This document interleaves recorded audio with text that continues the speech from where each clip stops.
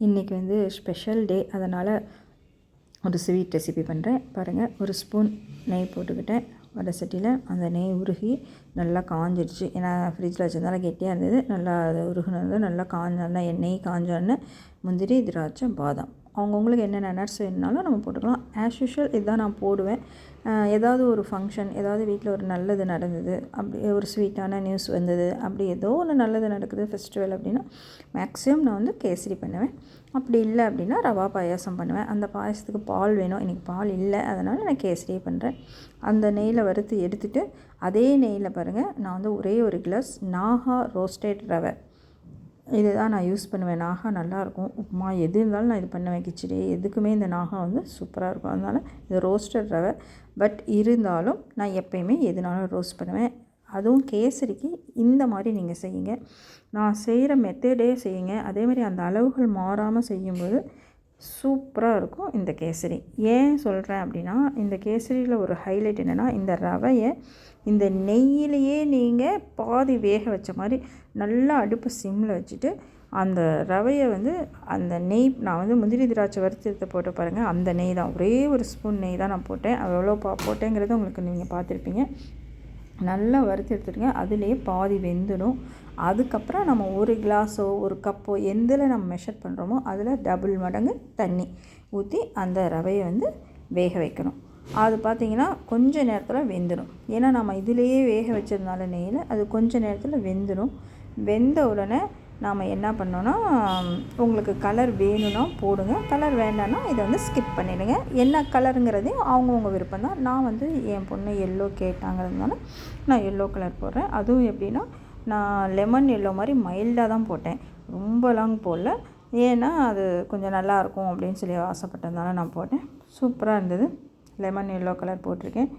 போட்டுட்டு அதுக்கப்புறம் ஒரு நல்லா கிண்டி விட்டுட்டு அதில் வந்து நான் என்ன பண்ணுறேன், இப்போ வந்து நம்ம எவ்வளோ இது சேர்க்குறோமோ, தண்ணி சேர்க்குறோமோ அதே அளவுக்கு நாம் வந்து சர்க்கரையும் சேர்க்கணும். ஒரு கிளாஸ் ரவை எடுத்துருக்கோம், நான் 2 கிளாஸ் தண்ணி சேர்த்துனேன். அதே மாதிரி நான் இப்போ 2 கிளாஸ் வந்து அடுப்பு சிம்மில் வச்சுட்டு சர்க்கரை போடுறேன். 2 கிளாஸ் சர்க்கரை. நான் வந்து அளந்து போடலன்னு நினைக்காதீங்க.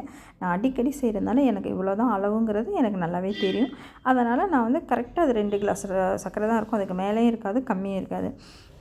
ஏன் நான் இதை சொல்கிறேன் திரும்ப அப்படின்னா, இந்த மாதிரி பண்ணும்போது உங்களுக்கு ரவை வந்து குலையாது, பிசுபிசுப்பு வராது. பட் அதே சமயத்தில் சாஃப்டாக மணலாக இருக்கணும். அதுக்காக தான் நெய்யாக இருக்கட்டும், சர்க்கரையாக இருக்கட்டும், தண்ணியாக இருக்கட்டும், எதுவுமே வந்து அளவுகள் கரெக்டாக இதே அளவு நீங்கள் செஞ்சிங்கன்னா ரவையாக மணலாக இருக்கும். இதை சர்க்கரையை போட்டு இந்த மாதிரி கிண்டி விட்டுட்டு ஒரு பிஞ்ச் உப்பு போடுங்க.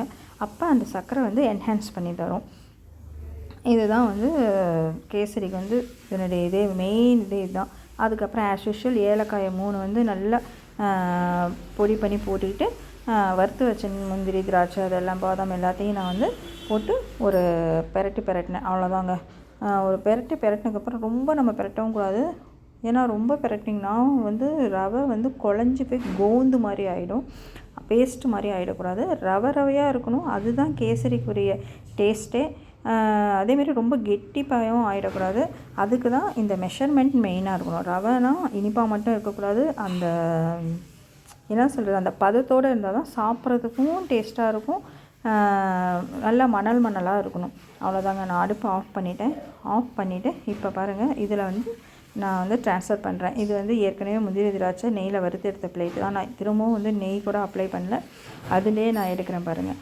அவ்வளோதான். இப்படி தூக்கி போட்டிங்கன்னா கரண்டிலையும் ஒட்டக்கூடாது, இதுலேயும் வடை சட்டிலையும் ஓட்டக்கூடாது. அந்த மாதிரி இருக்கணும். அந்த மாதிரி பதம் வந்தோடனே நாம் இதை மாற்றிட்டு ஒரு 10 மினிட்ஸ் அதை டிஸ்டர்ப் பண்ண வேணாம். 5 மினிட்ஸ் வச்சிங்கனாவே ஓகே. இல்லை ஓகே உங்களுக்கு 10 மினிட்ஸ் வைக்கணுனாலும் வச்சு டிஸ்டர்ப் பண்ணாமல் விட்டுடுங்க. அதுக்கப்புறம் ஒரு பெரிய பிளேட்டில் பாருங்கள், நான் அப்படியே கவுத்துறேன். இந்த பிளேட்லேயும் ஒட்டி இருக்காது. நீங்கள் திரும்பவும் அதை கட் பண்ணி போடும்போதும் பாருங்களேன், இப்போ நான் கவுத்துறேன் பாருங்கள், இந்த பிளேட்டை காமிக்கிறேன் பாருங்கள், அதில் ஒட்டவே இல்லை பாருங்கள். அவ்வளோதான். இதை வந்து நான் ஒரு நைஃபால் கட் பண்ணுறேன். இது வந்து நம்ம கேசரி கேக்குன்னு சொல்லி கூட என் பிள்ளைங்கள்லாம் விரும்பி சாப்பிட்டாங்க. பாருங்கள், அப்படியே சாஃப்டாக ஸ்மூத்தாக இருக்கும்.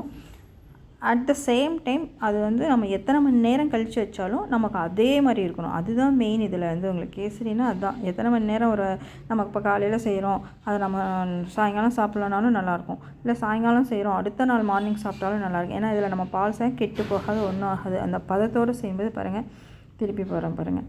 இதுதான் இந்த மாதிரி உங்களுக்கு பீஸ் பண்ணி என்ன ஷேப்பில் வேணாலும் நம்ம இப்போ ஒரு அழகான ஒரு ஷேப்பில் வேணால் ஒரு சின்ன பவுலில் போட்டு அதை நம்ம ஒரு கொஞ்சம் நேரம் கழிச்சு எடுத்திங்கன்னா அந்த பவுல் மாதிரியே வரும். அதுக்காக தான் இந்த பதம் மெயின். அதே மாதிரி அந்த பிசுபிசுப்பு இருக்கக்கூடாது. சர்க்கரை அதிகமாக போட்டால் பிசுபிசுப்பு, நெய் அதிகமாக போட்டால் ஒரு மாதிரி கையில் ஒரு மாதிரி இருக்கும், ஒரு மாதிரி சாப்பிட முடியாமல் திகட்டும்பாங்க. அது மாதிரி இது பதங்கிறது தான். இது மணலாக இருக்கும். அதனால தான் இந்த மெஷர்மெண்ட்டை கரெக்டாக நீங்கள் ஃபாலோ பண்ணுங்கள். பிகினர்ஸ் கூட இது நம்ம செய்யலாம். இது வந்து நீங்கள் பிச்சு சாப்பிட்டீங்கன்னா அவ்வளோ உள்ளார பார்த்திங்கன்னா அப்படியே ஜூஸியாக பாருங்கள். அதுக்கு தான் திரும்ப நல்லா க்ளோஸில் காமிக்கிறேன். ரவையாக இருக்கும், ஸ்மூத்தாக இருக்கும், சாஃப்டாக இருக்கும். இந்த மாதிரி ஒரு தடவை ட்ரை பண்ணுங்கள். நான் சண்டே ஸ்பெஷல் சொல்லி இன்றைக்கி நான் செஞ்சேன். இந்த வீடியோ உங்களுக்கு பிடிச்சிருக்குன்னு நான் நினைக்கிறேன்.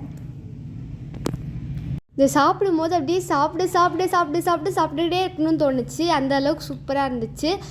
இந்த வீடியோ பிடிச்சிருந்தா லைக் பண்ணுங்கள், ஷேர் பண்ணுங்கள், மறக்காமல் சப்ஸ்கிரைப் பண்ணி கமெண்ட் பண்ணுங்கள். இந்த ரெசிபி ட்ரை பண்ணி பாருங்கள். பாய்.